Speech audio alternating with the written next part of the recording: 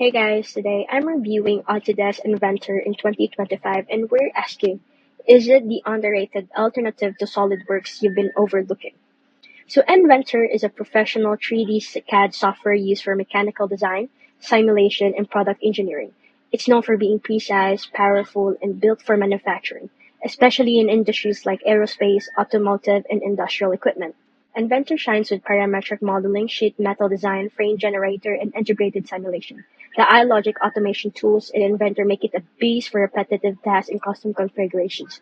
It's also deeply integrated with Autodesk Bolt and Fusion 360, making it ideal for full product lifecycle workflows. SolidWorks might be popular, especially in academia and startups, but Inventor holds its ground in terms of assembly performance, drafting speed, and API customization.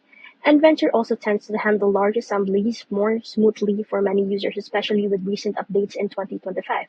Autodesk offers Inventor through a subscription model starting around $290 per month or $2,300 per year. There's also a 30-day free trial and discounts for students and startups. So if you're a mechanical engineer or product designer, Inventor in 2025 deserves a second. It might not be as trendy as SolidWorks, but its rock-solid feature rich and surprisingly underrated.